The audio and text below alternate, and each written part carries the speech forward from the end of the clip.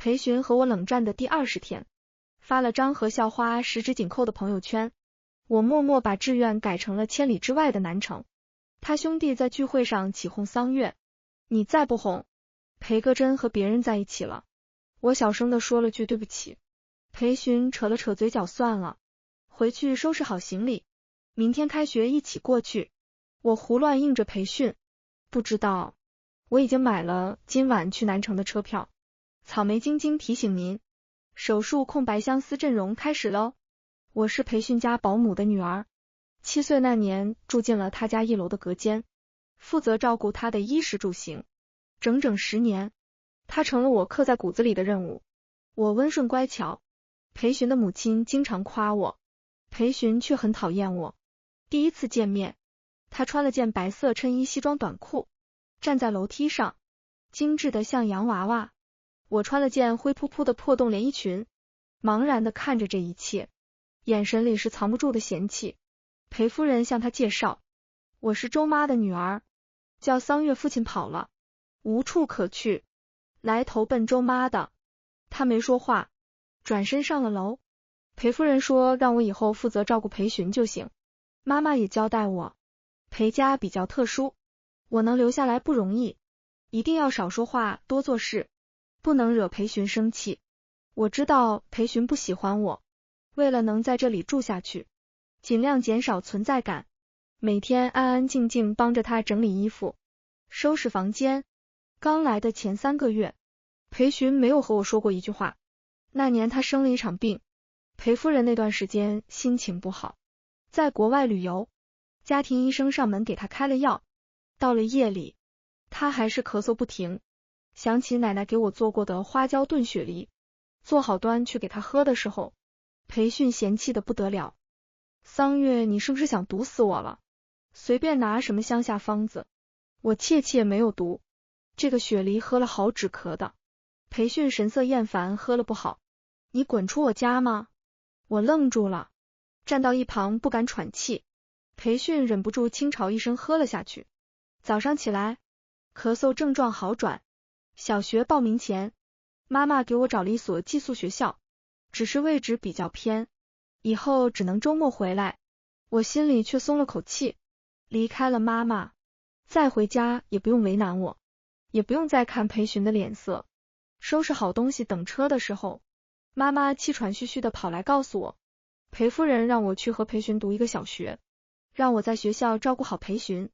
我小声的念了一句，能不能不去？妈妈抓住我的肩膀，桑月，你是不是傻？学校全是有名，多少人想进都进不了。我垂下眼眸，没说话。从此，我成了裴寻的跟班。我跟着裴寻从小学到中学，帮着他打饭、拿书包、做作业，无人不知，我就是条甩不掉的尾巴。到了初中，他认识了一堆朋友，我就是一群人中远远落后的尾巴，时刻关注着裴寻的心情，裴寻的需求。他兄弟都说我是他忠实的爱慕者。裴寻让我往北，我绝不敢向南，唯一不变的还是裴寻对我的嫌弃。初3那年，裴寻出去玩，弄脏了一件很喜欢的外套，他半夜把我从床上拉起来，让我去手洗。当时我就穿了件吊带睡裙，羞得脸色通红。裴寻不自然的嘲了句，身材这么差，谁稀罕看？少女懵懂的自卑悄然而生。高1那年，学习压力剧增，我没日没夜地刷着题。裴寻心血来潮，想吃我做的饭，他让我每天晚上做好，中午带去学校给他吃。我刷好题，给他做完饭，已经凌晨，再早起等他上学。到了中午，我热好饭端到裴寻面前，他朋友搂着他说，裴哥可以呀，小娇妻做饭。裴寻神色立刻就冷了，嫌弃似的把我热好的饭丢给了同桌吃。我没说话，默默等别人吃完，去洗了饭盒，准备继续刷题。这年我似乎开始后知后觉的发育，特别不想在体育课跑步，又无法请假。我不是裴寻，他在体育课时几乎都在另一边球场打篮球，老师也不会说他。当我跑步的时候，总是有人对着我吹口哨，我不觉放慢脚步，隔壁班的温世川路过，给我披上了他的校服外套，惹得一阵唏嘘。我在开学典礼上见过他，听说家族企业很有名，他为人清润有礼，长相和学习都是学校的顶尖的佼佼者，穿上吧还有800米要跑。我犹豫后接过，后来班上不知谁传了造谣，说我不知羞耻，故意勾引温世川，还穿他的校服。最后一排的培训，一脚踹翻了课桌，哐当一声，众人立刻闭嘴。晚上培训回去没等我，他说我这么有本事，温世川去送我。我叹口气，拿出零钱去坐公交车，没想到温世川也在，他安安静静的听着单词，朝着我招手。我坐过去，温世川摘下耳机，我知道校服事件给他也造成困扰，轻声的说句抱歉。温世川无所谓，笑笑桑月，谣言别听就行了，你只管好好学习，高考还有2年半，你想好去哪所大学了吗？温世川是那种很温润漂亮的长相，和培训俊朗有攻击的模样截然不同。我一时愣住，我想读哪所大学似乎从未想过，只考虑如何让成绩再往上一些。我没钱去补习，妈妈想办法帮我借了培训的笔记，不得不承认，培训比我聪明，题目经常看1遍就会，我就需要反复理解，做题巩固。有了他的笔记确实很有帮助。妈妈让说到时候跟着培训填志愿，他家里有钱有资源，选的一定不会错。我不知道培训会报哪所大学。温世川淡笑，好好想想你真正想去的学校。到家后妈妈说培训不回来吃饭了，问我他去哪了，我摇头说不知道。等培训回来的时候已经是凌晨了，神色很倦怠，手上沾了些血迹。进门淡淡的看了我一眼就上楼了。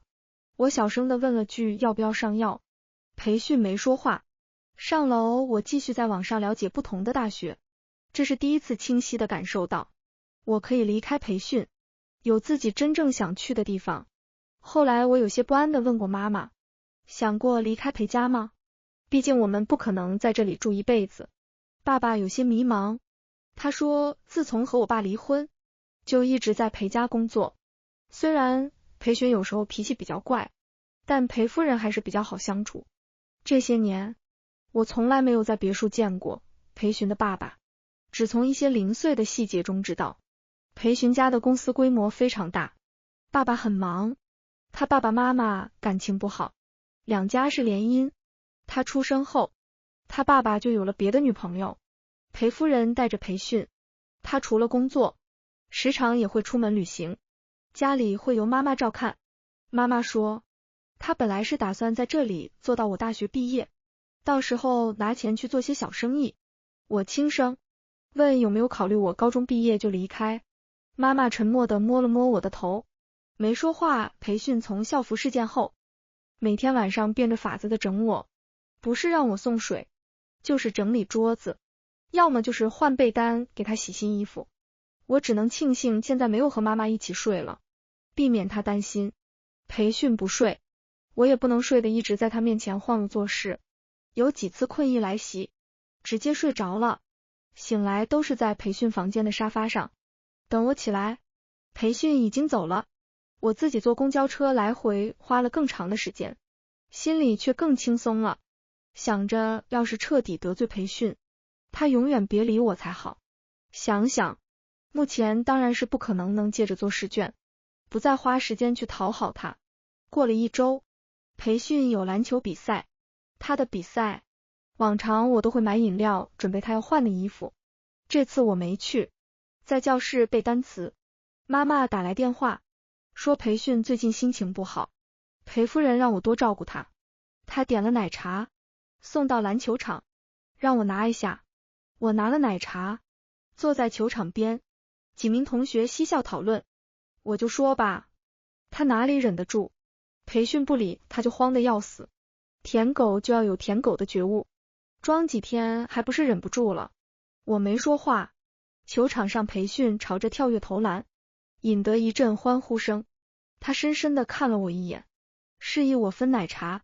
我先分了给其他人，最后一杯拿到培训面前，他双手撑在背后，恶劣的眼神看向我。我站在阳光下，拿着奶茶递给他，迎着所有人的嘲讽，我小声培训，你的奶茶。培训没看我嗓音，随意递过来，手扭了，我把吸管放好，递了过去。培训低头喝了2口，他兄弟朝着他吹口哨，他无所谓笑笑。我确实不明白他这样是为了什么，直到回头看见对面坐着温世川，他难道是在和温世川较劲？两个都是家世背景好，又长相和学习都优越的人，难免会被比较。没想到平时从来不关注别人的培训，也开始注意温世川了。我没想太多了，按照培训的吩咐，把奶茶伸到他唇边找培训。心情好了，就不会为难我，也能睡个好觉。高考前2个月培训，18岁生日，他约了朋友唱歌，热热闹闹，大家都很开心。培训中途接了电话，整个人暴走，砸了一堆酒，吓得大家都不敢喘气。他兄弟察觉不对劲，想安慰他，被他吼了声，忙带着其他人出去了。我坐立不安，默默的想跟着混出去，生怕也被骂。刚到门边，培训冷声开口：桑月，你给我滚过来！我吓了一个激灵，走到培训身边，他嘲讽：怕什么？我吃人吗？我忙摇头：礼物呢？你空手来参加我的生日，我买了。来的时候看大家的礼物都比较贵，就没拿出来。我说着掏出一支钢笔，刚刚路过随手买的，花了60元，和其他同学送的名牌比不了。培训冷哼：你可以呀，前年送袜子，去年送鞋，今年我还以为你要送内裤，结果就这样。我被他说的红了脸。我本是规划好了的，前年袜子，去年手套，结果因前年送袜子被嘲讽，所以去年存钱买了双鞋子，今年我要攒大学的学费，拿不出多余的钱了，就随便买了支钢笔，上面有老板帮装饰的粉色丝带花朵。我低声道歉：抱歉让你不开心了。你让我不开心的事又不是只有1件2件。培训意外平静的吵了一句，然后勾勾手过来。我慢慢挪了一步，培伸出手，用力的搂住我的腰，把头靠着我身上。他的气息炙热，我想推他，微微用力，我跌坐在他的腿上。培训的力气很大，他把头埋进了我的脖颈，唇扫过的地方一片温热，我惊得结结巴巴。培训他恍惚中愣了一下，朝着我的脖颈咬了一口，刺痛感传遍全身，我被他抱得毫无挣扎的余地，最终忍着痛放弃上他，才恢复如初。悠悠开口：桑月，敢说出去你就死定了。我又急又气，摸了摸脖颈的牙印。培训神色看不出异样，回去前告诉我他要报洛城大学，牙印导致我去上学都戴着围巾，差点被我妈发现。他最近也从裴夫人那里得知培训要报个学校，让我跟上培训，还时不时还会请教培训洛城大学的专业培训，耐心的给他分析。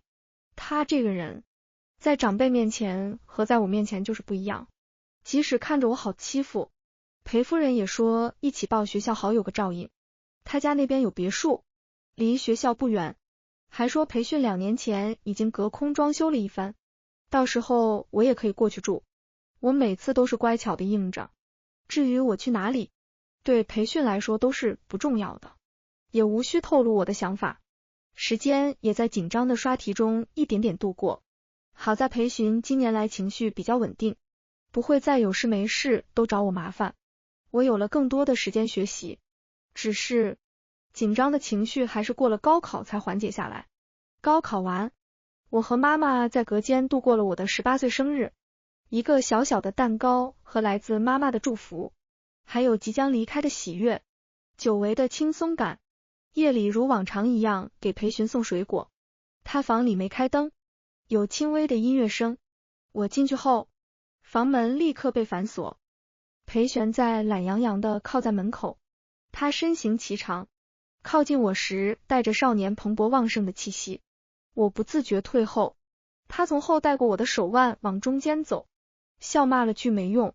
我才看清，房间里是他准备的蛋糕，还有一套价值不菲的连衣裙。送你的我有些无措，谢谢。这衣服穿不上，那就留着。洛城大学有开学舞会，到时候用。我没说话。其实我的分数比培训低了16分。裴夫人说，这分数进洛城大学没什么问题。妈妈开心的不得了。这个暑假，我和裴夫人请假想去兼职，她没拦培训，心情也不错，也没拦着我，没有再跟着培训。兼职时碰到了温世川，他忘带了手机，我请他喝了奶茶，他给我分析了兰城大学的专业和就业前景。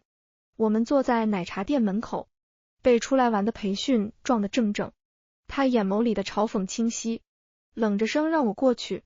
我脸色烧得通红，和温世川道谢后，跟着培训离开了。路上培训问我就这么想跟着温世川，我解释没有，他没带手机，天太热，我请他喝杯奶茶。培训的脸色沉了下来。桑月，你是不是当我是白痴？以温世川的智商，出门会不带手机？我低声，他带不带手机没关系，我请他喝奶茶是用的自己的钱。裴寻的眼神瞬间就染了戾气，质问和我认识10年，送60的钢笔，你和温世川才认识多久？请他喝20的奶茶。我有些哑口无言，满脑子都是他怎么知道钢笔是60元，好尴尬。我试图转移话题，反正我请朋友喝杯奶茶总没问题吧？裴玄挪了挪身子，微压眉骨，很轻的嗤笑，你说说，温世川是你的朋友？我没说话，确实也算不上，对他来说，我们确实只是普通校友，但我不明白裴寻为什么要这么生气。我说不过，他垂眸沉默了，缓缓靠在座位上，闭上眼，试图让时间快快过去。裴勋气笑了，好，很好，桑月，你立刻滚下去。天色已经入了夜，我心里忐忑，但我更怕再激怒裴训。麻溜地下了车，好在这里走回去不过半小时。当晚，裴训发了张和仁十指紧扣的朋友圈，他兄弟第一时间评论哟。校花，我想起校花是很喜欢裴训来着，毕业了在一起也不奇怪。那晚开始，裴训不再搭理我，无论是我问他要吃什么，还是告诉他整理的衣服分类位置，还是问他要不要送水果，他都把我当空气一样。倒也落得清静。填志愿的前一天，裴训从我房门口路过，他没叫我，让我妈妈告诉我需要填的专业。妈妈忙说好，问我听见没有，我心虚的应着门开着，他说话我当然听得见。幼稚，我默默的把志愿换成了南城大学。就这么过了20天，裴训一直没理我。我和妈妈说想提前去学校，被刚下楼的裴训听见了。当晚他朋友组局，一群人来我兼职的饭店吃饭，包厢里我递过菜单，他兄弟朝着我起哄，桑月，你再不哄，裴哥真和别人在一起了，就是你舍得呀。我看了眼时间，还得去前台接班，小声朝着裴训说了句对不起，哪怕我也不知道我错在哪里，这些年我说了太多次抱歉，原因不重要，我也不记得了。现在终于可以离开了，他兄弟这才笑着劝裴训，裴哥，反正温世川报的南城大学以后也见不到了，就是他家走的就是联姻的路子。裴训脸色好了不少，他看向我，扯了扯嘴角，算了，回去收拾好行李，明天一起去学校。我没问裴训为什么也提前去学校，只是乖巧的应着回去，把裴训的行李全部收拾好。裴训靠在床上，嫌弃我帮他收拾的东西太多了，我又拿出来，他皱眉，当月你自己也是，别瞎带，到时候过去买。我点头。裴训忽然轻扯了下嘴角，裤子呢，你还没收？我一会才反应，裴训说的，裤子他的贴身物品，我一向不碰的。裴训悠悠的开口，我新买的。你去帮我都收进来。我看了眼时间，得去赶车，没时间再耽误了，果断出去收了培训的贴身裤子，用手指帮他放进箱子，脸上微微发热。培训心情不错的和朋友打着游戏，我刚退出门，培训懒懒开口，明天早上8点集合，别迟到。我胡乱摁了一口，关了门等入了夜。我提着准备好的箱子离开了。培训不知道我的志愿，从头到尾就在兰城，还买了今晚的车票，过去宵夜的水果，已经拜托妈妈替我送去培训房间。至于工作，妈妈前几天和裴夫人辞职了。妈妈说她上了这么多年班，也想跟着我去看看其他的城市。裴夫人没有挽留，让妈妈做完这个月。她还让我妈保密，先别告诉裴巡，等裴巡大学报到尘埃落定再说。我上了车，给妈妈发信息，接着犹豫的看着裴巡的微信。洛城在南，南城在北，从此我和裴巡一南一北，应该不会再有交集。想着便拉黑删除一条龙，心里忽然就空了，连吹进的风都是甜的了，带着自由和向往。下车才发现两城的温差非常大，已经有人穿上厚外套，提前熟悉着学校和附近的街道。第一次有了熟悉的室友。报到后的第3天，我在学校后门的小吃街碰到了温世川，他说为了感谢我，上次请他喝奶茶，今天请我吃饭。那天常年不发朋友圈的温世川，意外拍了张菜品图，露出了我的手腕上的兔子。发圈培训，看到温世川朋友圈的时候，刚在洛城报完名，他心口的位置徒增不适，只得用深呼吸来缓解。和桑月约好，报名那天，他早早就醒了，下楼却没看到桑月。中巴结结巴巴的说桑月有事回老家了，他莫名的心慌了一下，随后就看见从桑月微信弹出的红色感叹号。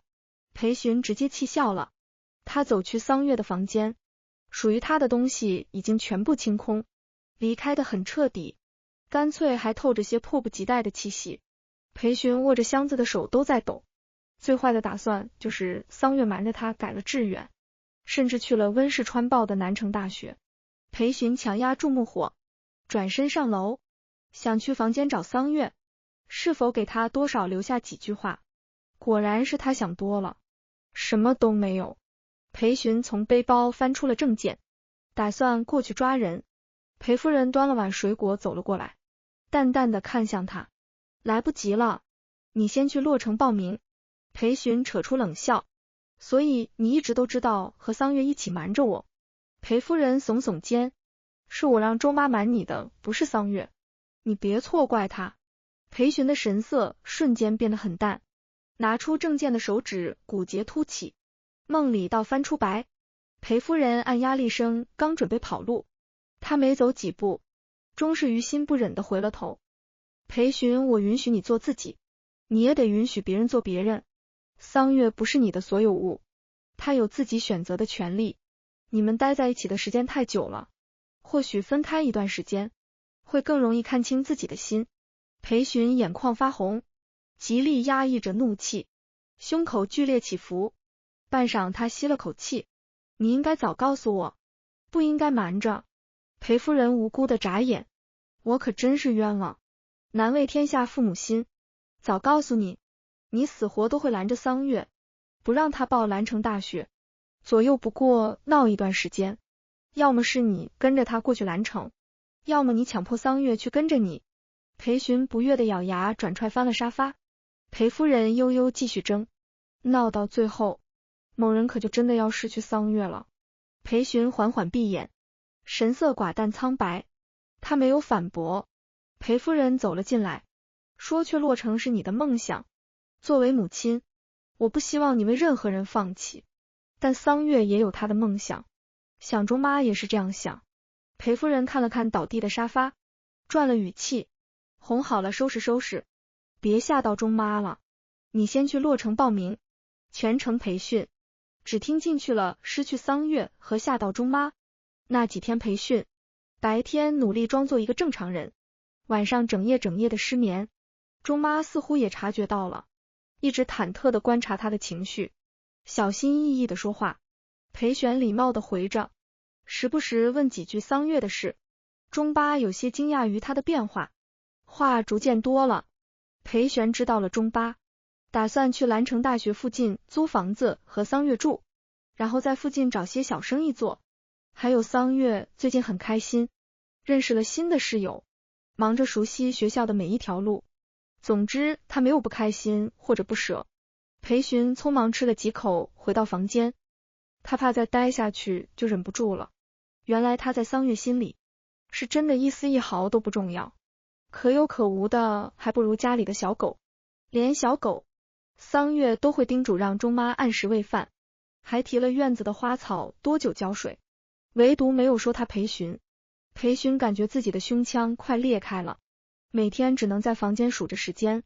洛城大学报名比兰城晚3天，裴璇刚到洛城，放好行李的小群炸开了，有人截了温世川的朋友圈，他少有的发了一张吃饭的照片，很普通的菜，到右下角露出一截白皙的手腕，上面是裴璇熟悉的兔子发圈，大家纷纷猜测是温世川的女朋友。裴璇冷冷的在群里回了一句不是理，瞬间安静了。这2个字让大家瞬间明白照片里的人是谁了。能让裴璇上心的除了桑月还有谁？他和温世川上了南城大学的事，慢慢大家都知道了，谁也不想再惹裴璇发火。群里又恢复了正常。裴璇在机场保存了那张照片，把照片放大到只有手腕和兔子发圈，然后截图。这是他毕业后带着桑月路过饰品店买的。那天2人要去吃饭，桑月想买个发圈扎头发培训进去，随后拿个兔子发圈结账。这个发圈稍稍缓解了培训近半个月来的不安。吃完饭，温世川说他昨天才来报名，对学校的路还不是很熟，我把他送回了男生宿舍。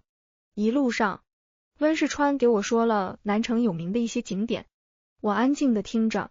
我送完他回宿舍的路上，给妈妈打去了电话，给他分享了最近的情况，还有我在附近看了几套2室的房子，等他来了我就租好搬出来一起住。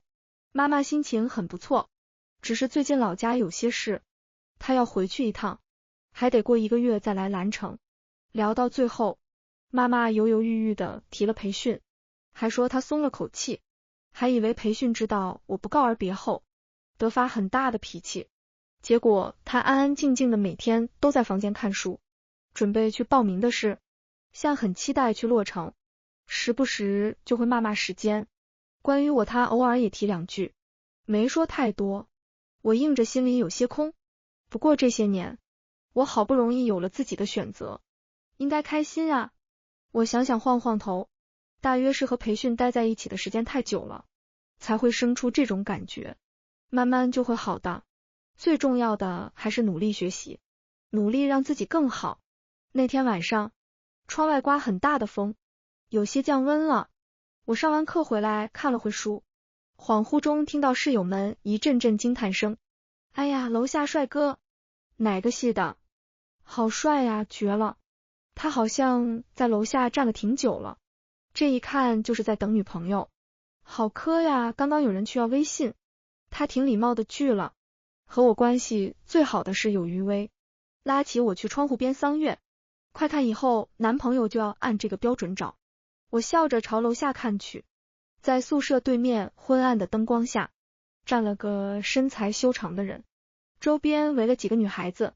他低着头，这个角度正好能看见他精致优越的侧脸，说话间显得有些冷沉眉。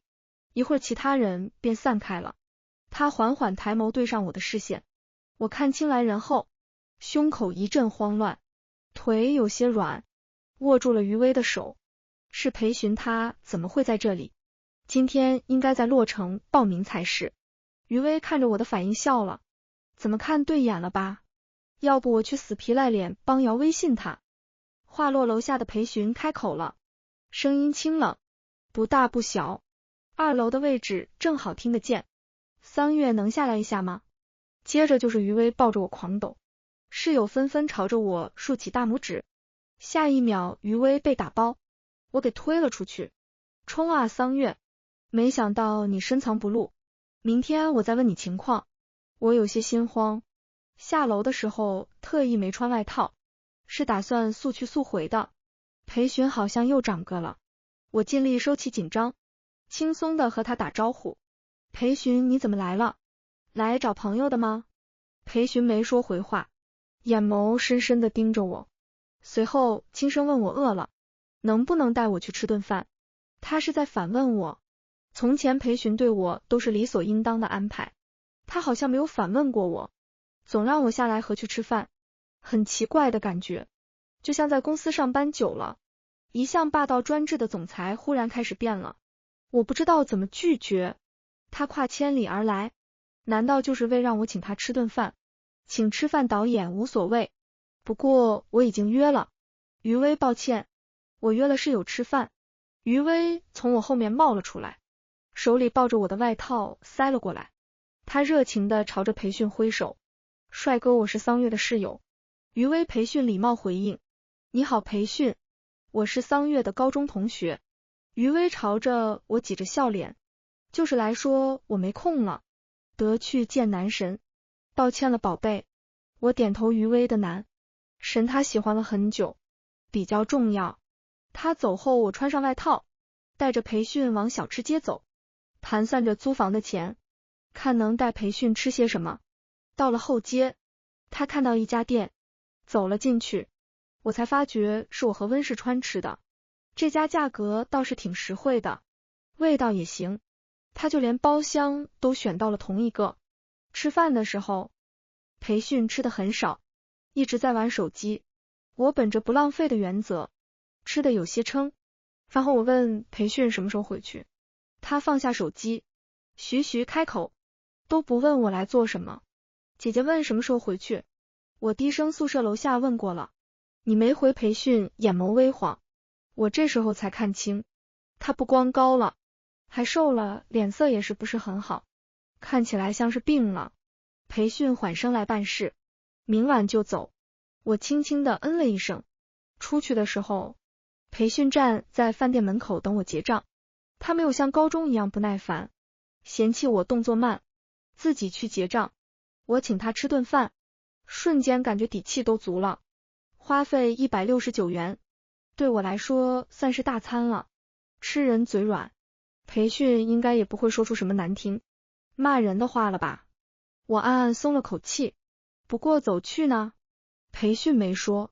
我带着他在学校漫无目的走，裴迅一路上都在拍照，篮球场、森林小道、特色建筑，还有我看到裴迅举起手机拍我。我退后几步，没化妆差不了多少，反正都长这样。